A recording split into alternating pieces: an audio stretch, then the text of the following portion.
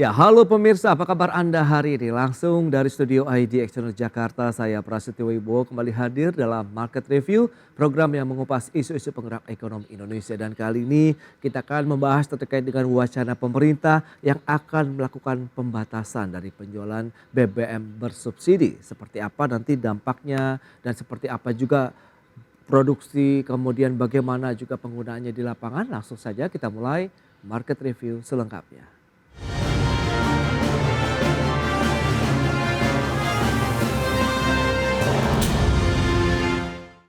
Ya, Menko Maritim dan Investasi Luhut Binsar Panjaitan menyebutkan pemerintah mulai menargetkan penetapan pembelian subsidi bahan bakar minyak atau BBM pada tanggal 17 Agustus 2024. Kebijakan pembatasan tersebut diyakini dapat menghemat APBN tahun 2024 ini. Menteri Koordinator Bidang Kemaritiman dan Investasi Luhut Binsar Panjaitan menyebut pemerintah akan mulai menargetkan pengetatan pembelian subsidi bahan bakar minyak pada 17 Agustus 2024. Hal ini dilakukan untuk mengurangi jumlah penyaluran subsidi kepada orang yang tidak berhak menerimanya. Melalui media sosial pribadinya, Luhut menyebut aturannya ini sedang disiapkan PT Pertamina Persero. Dengan melakukan pembatasan tersebut, pemerintah yakin dapat melakukan penghematan dalam APBN 2024. Kita nggak boleh bergantung pada harga komoditas. Efisiensi itu menjadi sangat penting, berbasis elektronik. Saya sih optimis itu angka akan bisa naik. Kita berharap 17 Agustus ini orang yang tidak berhak dapat subsidi akan bisa kita kurangin. Sebelumnya, Kementerian Keuangan Sri Mulyani Indrawati memperkirakan anggaran subsidi energi pada tahun ini akan membengkak. Hal ini berdasarkan beberapa parameter perubahan mulai dari harga minyak dunia, lifting minyak, dan nilai tukar dolar Amerika Serikat. Hingga semester pertama tahun ini, Kementerian Keuangan telah merealisasikan pembayaran subsidi energi sebesar Rp42,9 triliun. Subsidi energi ini diantaranya untuk bahan bakar minyak sebanyak 7,16 juta kiloliter atau sebesar Rp8,7 triliun. Dan subsidi LPG 3 kg sebanyak 3,4 juta kiloliter atau sebesar Rp34,2 triliun. Dari Jakarta, Tim Liputan, IDEX Channel. Ya pemirsa, untuk membahas tema menarik kita kali ini, pembelian BBM bersubsidi akan dibatasi. Kita sudah tersambung melalui Zoom bersama dengan Bapak Yayan Satyakti, pengamat ekonomi energi dari Universitas Padjadjaran. Selamat pagi Pak Yayan. Selamat pagi. Ya, salam sehat Pak. Alhamdulillah sehat-sehat. Baik, terima Gimana kasih. juga nih? Dan sudah bergabung juga ada Mas Dimas Arangga Radiandra, Direktur Eksekutif Energy Watch. Selamat pagi Mas Dimas. Selamat pagi Mas Prasetyo, selamat pagi Pak Yayan, salam sehat ya. Baik, terima kasih Sama, juga Mas. atas waktu yang disempatkan. Langsung saja kita akan review terlebih dahulu nih dari pandangan Energy Watch terlebih dahulu lah. Bagaimana Anda melihat begitu dari sisi penggunaan konsumsi BBM khususnya nih yang bersubsidi di masyarakat seperti apa? Kalau Pak Luhut tadi kan masih banyak kebocoran nampaknya begitu yang masih dicermati oleh pemerintah. Silakan. Ya Mas Prasetyo, kami dari Energy Watch ini perlu melihat kembali ya. Sebenarnya BBM bersubsidi itu kan ada jenis BBM tertentu, JBT itu ada minyak tanah dan juga solar, biosolar. Oke. Dan juga ada JBKB. JBKP ini jenis BBM khusus penugasan. Ini sesuai dengan ketentuan dalam Perpres nomor 191 tahun 2014 bahwa pendistribusian JBT dan JBKP ini dilakukan secara tertutup. Nah, sampai saat ini sebetulnya memang belum ada pembatasan siapa aja yang boleh membeli BBM tersebut. Hingga mungkin kondisi tersebut itu punya kecenderungan inefisiensi ya, seperti yang Pak Luhut sampaikan di media sosialnya.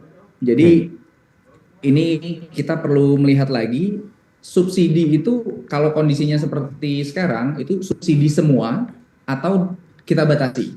Karena memang kalau tidak ada pembatasan artinya ini semua orang bisa mengakses, semua orang bisa membeli. Mungkin kurang lebih seperti itu ya sebagai gambaran awal. Kita perlu lihat kembali seperti apa subsidi tersebut. Baik. Itu Mas Pras. Pak Yayan, lantas bagaimana dari pandangan Anda begitu terkait dengan subsidinya sendiri kalau memang ini menjadi salah satu fokus dari Energy Watch. Menurut Anda apakah memang selama ini tidak tepat sasaran begitu jadi terlalu banyak uang yang dihambur-hamburkan oleh pemerintah untuk melakukan subsidi BBM khususnya tapi ya tidak sesuai dengan masyarakat yang dituju? Oke, kalau berdasarkan dari hasil riset saya ya, eh, subsidi BBM itu tidak efektif di kisaran sekitar 60-70%. Oke. Kemudian ada beberapa kalau tidak salah dari Pertamina ya, saya udah lupa lagi itu di media bahkan mengatakan 80-90% itu tidak efektif. Katakan angka saya lebih sedikit, oke lah, lebih Oke. mudah. Nah kemudian kenapa?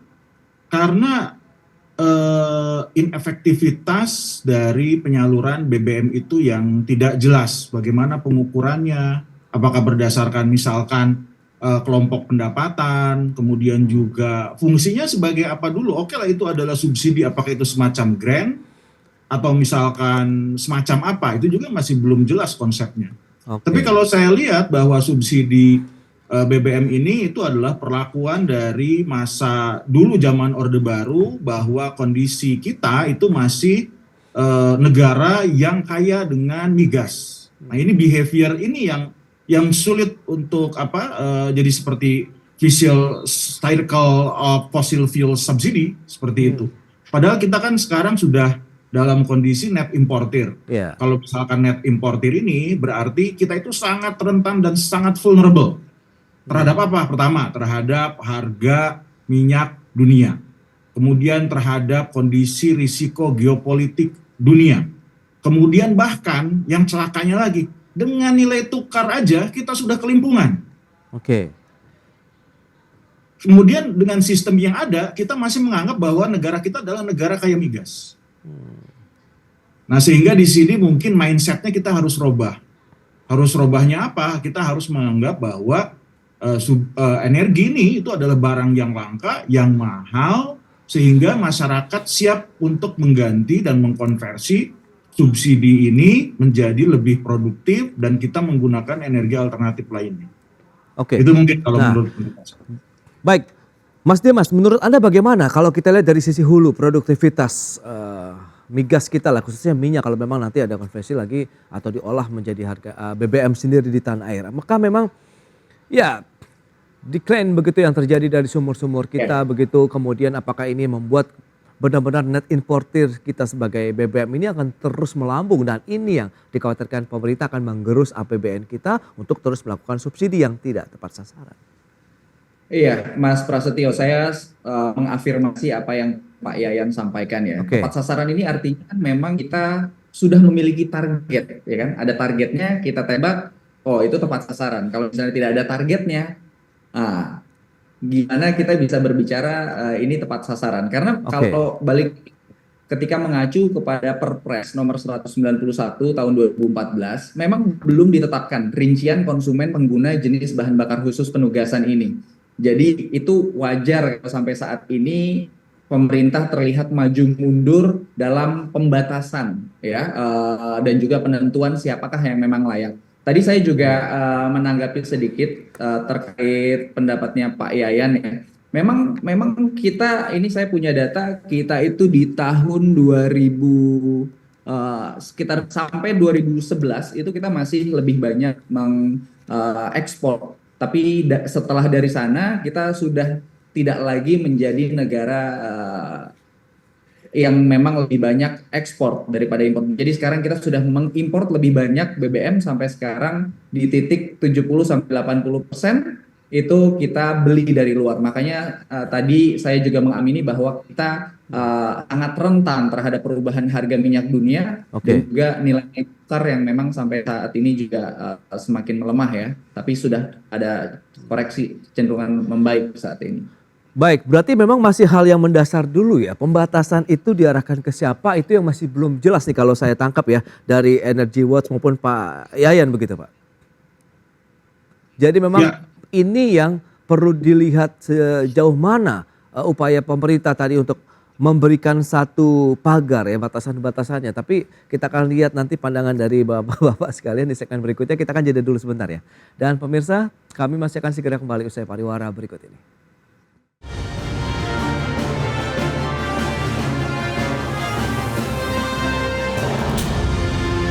Ya, terima kasih Anda masih bergabung bersama kami dan pemirsa berikut ini kami akan sampaikan data terkait dengan anggaran belanja subsidi jenis BBM tertentu. Ya, selengkapnya bisa Anda saksikan di layar televisi Anda. Baik, kita lihat ini dari tahun 2020 pergerakannya sampai dengan proyeksi di tahun 2024 ini. Tahun 2020 ada sekitar 14,93 triliun, kemudian 2021 naik 16,17 triliun dan di tahun 2022 ada sedikit penurunan menjadi 15,22 triliun dan di tahun 2023 melonjak menjadi 21,29 triliun rupiah. 2024 ini proyeksinya ataupun alokasi dalam APBN ada 25,8 triliun rupiah. Dan kita tahu subsidi jenis BBM tertentu ini diberikan untuk BBM jenis solar, minyak tanah dan tidak termasuk Pertalite. Dalam administrasi pemerintah, Pertalite dikategorikan sebagai jenis BBM khusus penugasan yang tidak diberi subsidi, melainkan diberi kompensasi. Nah ini dia yang membedakan. Kemudian kita lihat konsumsi BBM untuk RON 90, ini termasuk Pertalite, BP 90 dan Revo 90.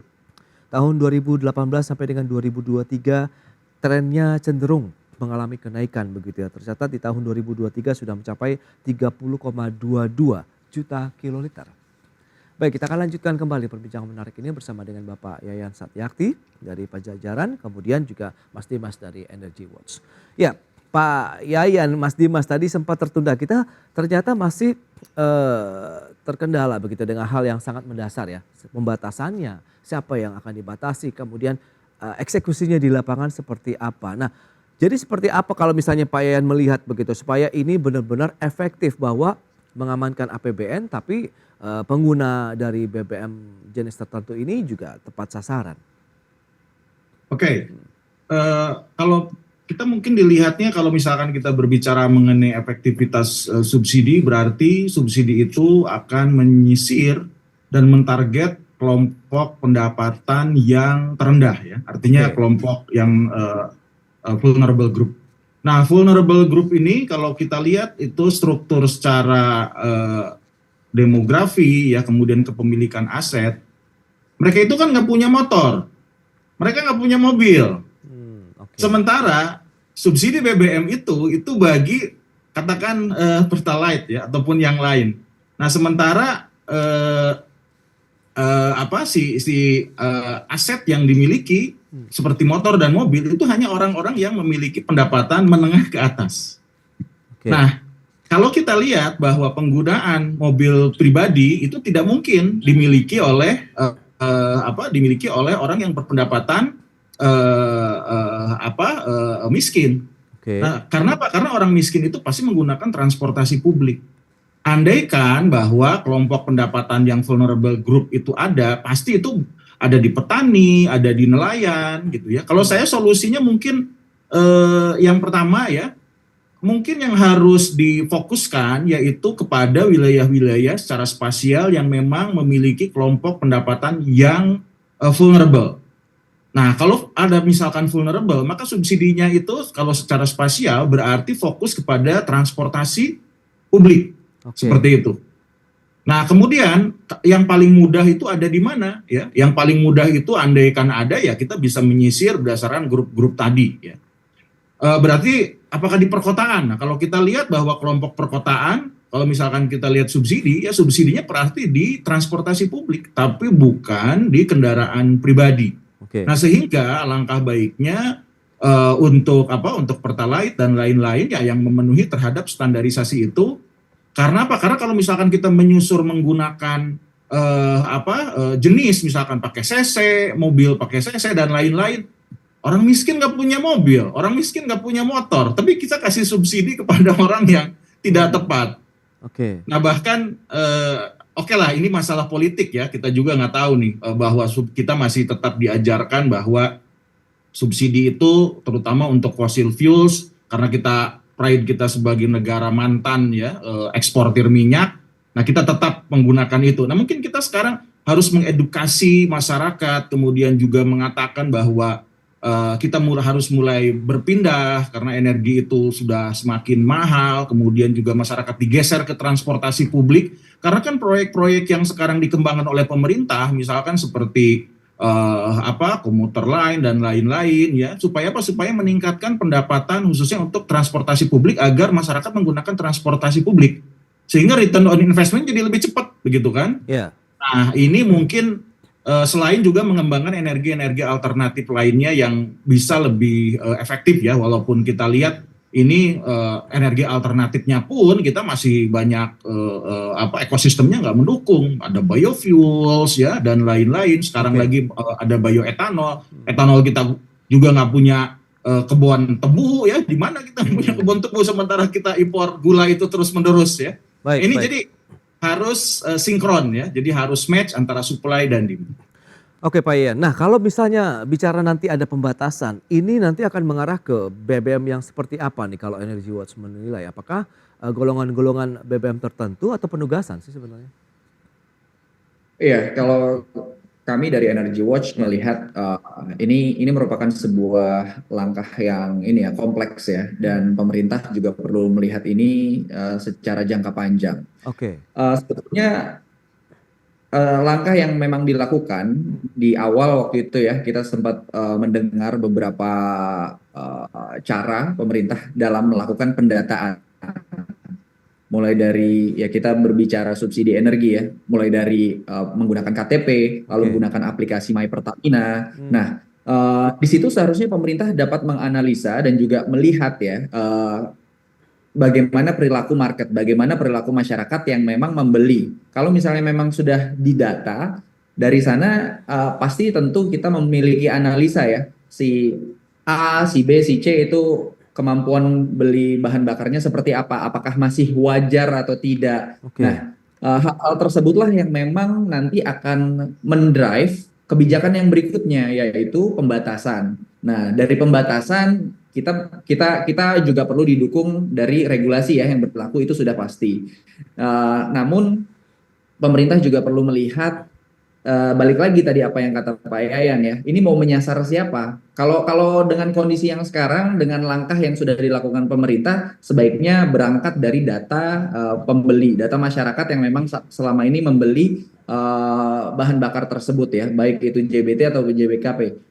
Nah, ada langkah lagi yang sebetulnya kami dari Energy Watch juga melihat bagaimana proses ini ya dari hulu ke hilirnya bisa dilakukan, diimplementasi dan tepat sasaran. Yang pertama ya pasti pemerintah perlu menetapkan kuota per orang per durasi waktu. Itu bisa nanti menggunakan identitas diri atau KTP ya dalam membeli bahan bakar tersebut. Dan juga mungkin ada opsi yang lain. Kalau misalnya mau melakukan gebrakan, pemerintah bisa menetapkan harganya flat, tidak ada subsidi sama sekali. Tapi masyarakat yang sudah ditargetkan itu bisa semacam claim, reimburse, selisih dari harga yang memang nanti harga jual dan juga jumlah bantuan yang mereka bisa dapatkan. Itu mungkin lebih mudah dalam praktiknya. Kami dari Energy Watch melihat seperti itu, Mas Prasetyo. Baik, tapi kan memang kalau kita lihat beragam upaya inovasi-inovasi yang dilakukan untuk pembatasan ini kan seringkali ya pada saat implementasinya, pada saat actionnya ini bias lagi begitu ya. Mas Dimas dan juga Pak Ian. Kita akan bahas nanti bagaimana sih solusi ataupun mengkerucut seperti apa begitu yang tepat begitu dan langsung terdampak begitu kepada masyarakat maupun mengamankanlah dana APBN kita begitu di tahun 2024. Tapi kita akan bahas lagi di segmen berikutnya. Kita akan jeda sebentar Pak Yayan dan juga Mas Dimas. Dan pemirsa pastikan Anda masih bersama kami.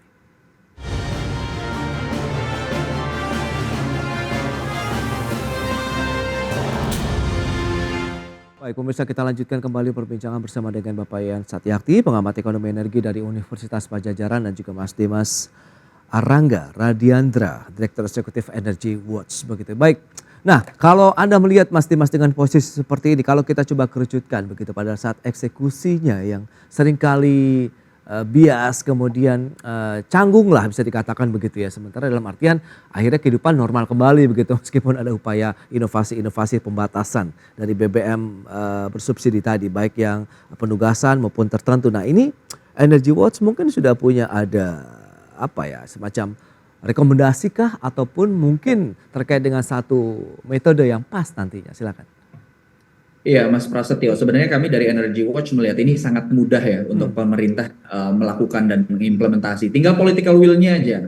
Pemerintah serius nggak dalam merampungkan revisi Perpres nomor 191 tahun 2014. Oke. Setelah dari sana, pemerintah bisa melakukan yang namanya sinkronisasi data. Data dari yang kemarin masyarakat yang memang sudah membeli itu berapa jumlahnya, berapa volumenya. Lalu pemerintah mau menggunakan apa? Apakah data dari P3KE yang kemiskinan ekstrim, atau mungkin data yang lebih relevan adalah jumlah pajak tahunan yang memang dilaporkan oleh masyarakat. Jadi di sana bisa sinkron datanya, sehingga ketika itu sudah dimiliki, pemerintah dapat menentukan target, dapat menentukan sasaran siapa. Entah mungkin prosesnya ini bisa dibalik ya.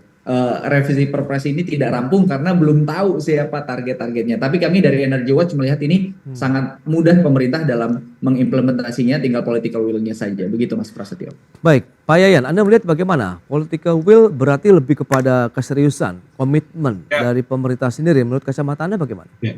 Kalau saya sih agak skeptis ya terhadap kebijakan khususnya subsidi energi ya, karena pertama kita sudah bukan zamannya lagi kita mensubsidi energi. Yang pertama yaitu carbon emission.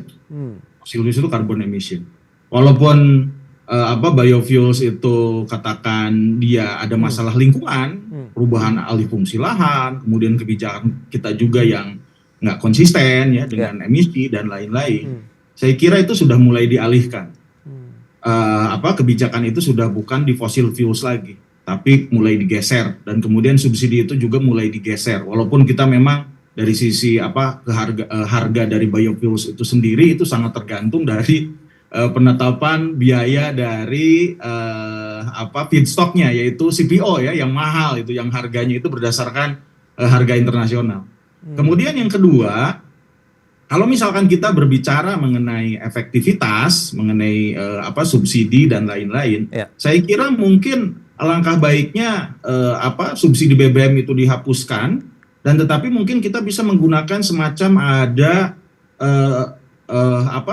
apakah itu bantuan langsung tunai dan lain-lain, untuk setiap ada kebijakan yang mungkin vulnerability group itu misalkan ya, itu tidak hanya BBM misalkan, ada kebijakan yang lain. Nah ini supaya apa? Supaya ada sustainability dan kemudian juga terhadap update data akurasi dari penerima manfaat.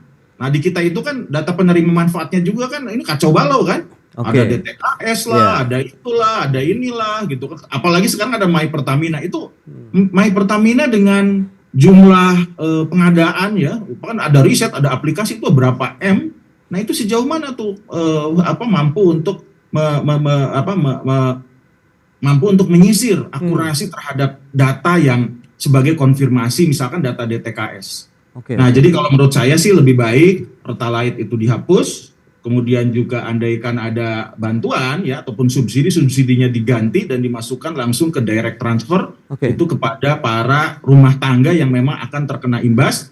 Dan kemudian subsidi yang lain saya kira harus dipindahkan ke transportasi publik dibandingkan dengan sekarang.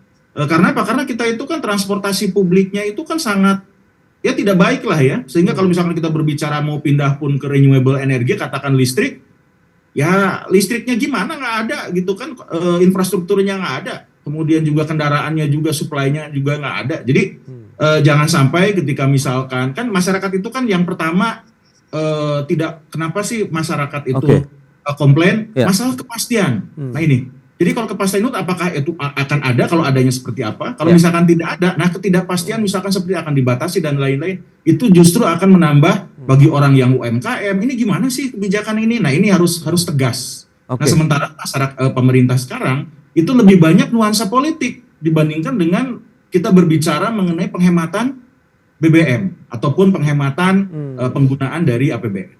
Baik, yang terakhir dari Energy Watch, optimisme ini Agustus katanya, ini menurut Anda bagaimana? Apakah bisa terjadikah atau bagaimana? kalaupun kami melihat ini dilakukan oleh Ya. pemerintah, kami dari Energy Watch merekomendasikan bahwa memang pemerintah yang pertama perlu mensupport masyarakat, kelompok masyarakat rentan, Ya. karena di potensi inflasi pasti akan terjadi. Itu yang pertama. Yang kedua adalah berikan masyarakat pilihan yang lain. Kalau misalnya dengan peniadaan subsidi ataupun pembatasan subsidi, masyarakat perlu punya pilihan. Tadi Pak Yayan sudah sempat membahas bahwa opsi transportasi publik itu perlu digalakan. Kita tidak hanya berbicara di kota-kota besar, tapi juga di seluruh Indonesia ya. Infrastruktur pendukungnya juga perlu dibangun. Jadi masyarakat punya pilihan ketika misalnya harga bahan bakarnya tinggi, artinya masyarakat bisa menggunakan yang alternatif yang lain. Mungkin seperti itu. Baik, Mas tadi ya Prasetyo. beberapa saran dan rekomendasi yang sudah diberikan, berarti kita tunggu saja keseriusan ya. Kalau tadi Anda lihat, ya semoga nuansa politiknya tidak ada, tapi pure bagaimana kita mengamankan anggaran pendapatan belanja negara di satu sisi memang supaya subsidi ataupun insentif lah yang diberikan terkait dengan bahan bakar minyak kita benar-benar tepat kepada mereka yang membutuhkan begitu ya. Pak Yan, terima kasih banyak atas waktunya, Mas Dimas juga atas insight yang sudah Anda sampaikan kepada pemirsa pada hari ini. Selamat melanjutkan aktivitas Anda kembali. Salam sehat Pak Yayan, Mas Dimas, terima kasih. Salam sehat. Ya. Ya, Mas Prasetyo juga. Ya.